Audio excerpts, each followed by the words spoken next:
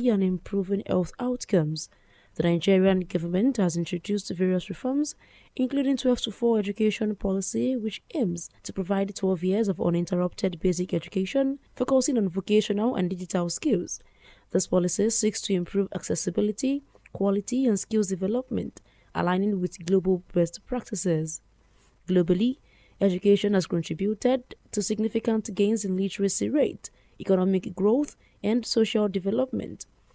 In an interview with Agidigbo FM News, a renowned lecturer, Mrs. Oluwatoyin Labi, highlighted the roles of youth in shaping the education system. And effectively contribute to shaping education system by actively participating in student governance, because curriculum that is attached to students or to young people, they are the main people that are participating, and they know the gap, they can fill the gap, they can see the gap that is in the educational system. And so in that way, in involving them in educational setting, we make them to see those gaps, and they can fill the gap because they are there. The United Nations also noted that when it comes to shaping the future of education, youth have a special role to play, emphasizing that they are beneficiaries of education programs and their future depends on it. A member of NASU Oyo State Council, Comrade Ibrahim Akonde, shared his view in this regard. Government need to create a kind of awareness for our youth, especially whenever they are coming up with some initiatives that will benefit students in any of our tertiary institutions.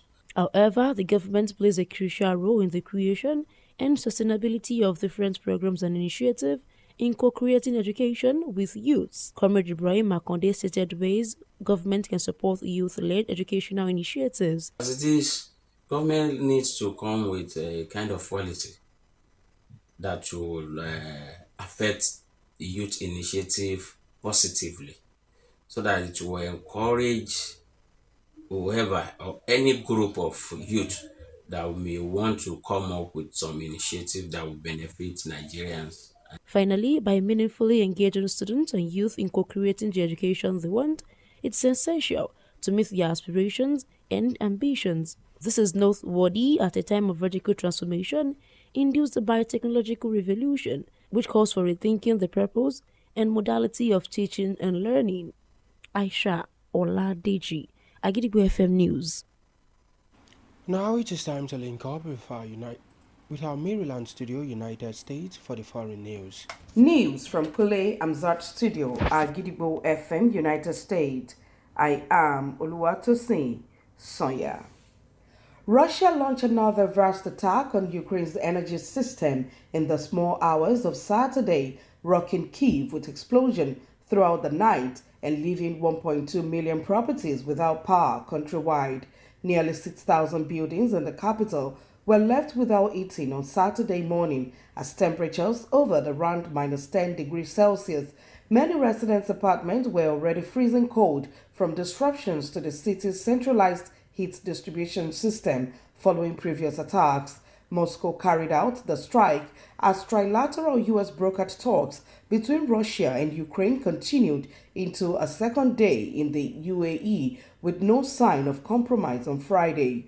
Russia, which has pummeled Ukraine's power grid since its full-scale invasion in 2022, is conducting its heaviest bombardment campaign on energy facilities this winter, leaving people across Ukraine with only a few hours of power a day and some without heat or water.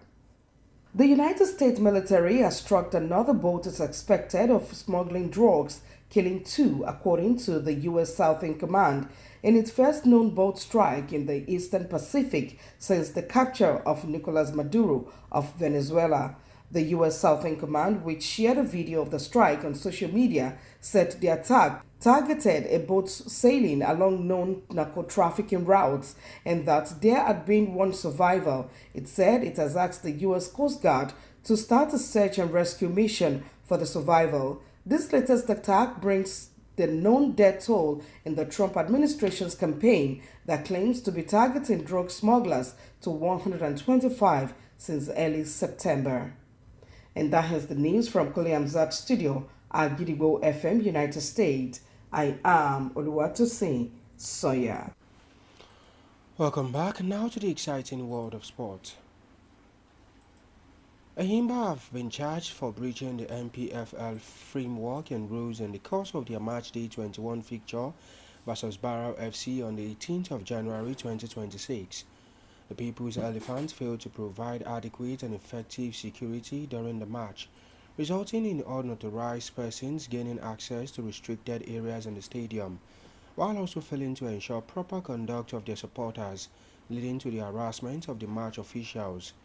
The misconduct of Enyimba supporters led to the loss of valuable items belonging to the match officials, an act capable of bringing the game to disrepute.